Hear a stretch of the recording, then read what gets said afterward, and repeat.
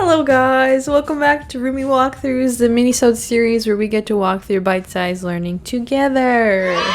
It's me on a very special night that I'm recording today. It's Friday the 13th. So I'm wearing my Jason jersey. Just feeling my spirits today, feeling my oats. I guess by the time you guys are watching this, it'll be a little bit in the future. And so he survived Friday the 13th. That's great. Anyways, today we're going to take a look at the Byte called 6 Ways to Manage Anxiety Today. It's a Byte that popped up on my feed. I saw the pug picture. I couldn't refuse. So I'm not going to lie. That's the main pull for this episode. But I do think, especially with COVID and having to work from home and potentially being unemployed, there can be a lot of anxiety floating around. Thank goodness Friday the 13th has passed, because now we can just focus on how to manage it. Special shout out to the author of this magnificent... No! Okay. Paul Barkowski. But thank you very much, Paul. I appreciate the added pug picture there. I love pugs, and I'm probably gonna like this Byte too. So let's start learning. Introduction. In this Byte, you'll discover ways to manage anxiety. Yes! Speaking of pugs, there's my pug. He also has some anxiety, separation anxiety. A story for another time, I guess. Continue here with the background info. Have you ever felt sweaty, restless, and like the world could end at any minute? I'm not gonna lie, I have felt that, and it's a scary feeling. It can make you feel very small and alone, but you are not alone, trust me. Sometimes it just takes getting you out of that situation, but let's see what Paul has to say. The feeling of dread is anxiety. Anxiety is a normal emotion that affects all of us, but sometimes it can get out of control. When this happens, it stops us from fully enjoying our lives. So what can we do when your anxiety feels unmanageable? Breathe deeply and slowly. Oof. This is a really, really good tip, and I'm glad that he's covering it. Something that I personally do is take 3 deep breaths, and it's just redirecting your mind to focus on that simple act of breathing. And so he says, anxiety activates our sympathetic nervous system or fight or flight response. I didn't know that. Ugh. That just shows how extreme that feeling of anxiety can be, that you feel that urge to either fight or flight. This leads us to breathe shallow and fast, which can make us feel even more anxious. So slowing down our breathing activates our sympathetic nervous system, which stops our fight or flight response. Take deep breaths to help calm your mind and body, and follow along with the gift below. Ooh, we have a gift. We interrupt the regular scheduled program to bring you this important message, one on breathing. Now, let's follow together on the following GIF. Inhale. Exhale. Inhale. Exhale.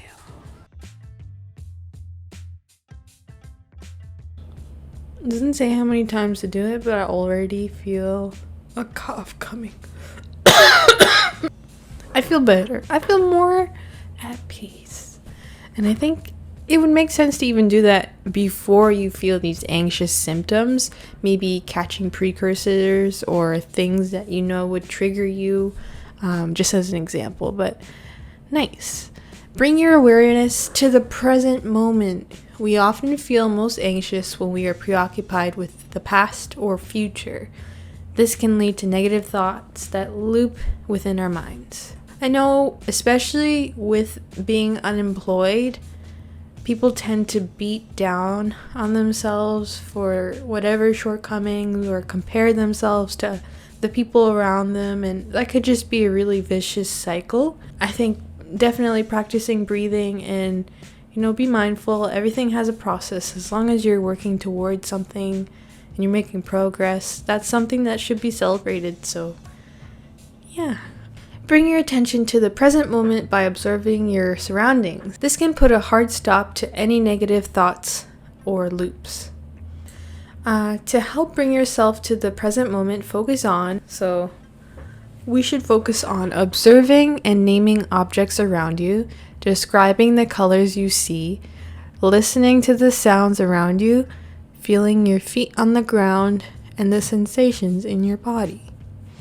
I really like this because even if you're in a dark room or a fully lit room, you can find one of these things to do. So say if you're in a dark room, you probably can't see colors unless you're Spider-Man or you ate a lot of carrots or something. And so you can just focus on stuff that you can feel or even hear. Like I would hear dogs snoring, my human partner snoring. And then I could feel things too. So a lot of options here, not just focusing on breathing. Quiz time! What should you focus on when you're experiencing anxiety? The feeling of your feet on the ground, an upcoming event, past regrets, how to stop feeling bad. Interesting that they brought up an upcoming event is not really something you should think about. Although those might trigger some excitement, I guess you don't want to focus on things that aren't in the present moment.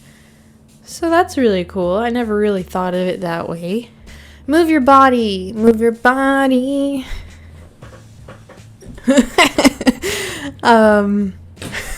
Our bodies are designed to move. This is correct for the most part. Most bodies.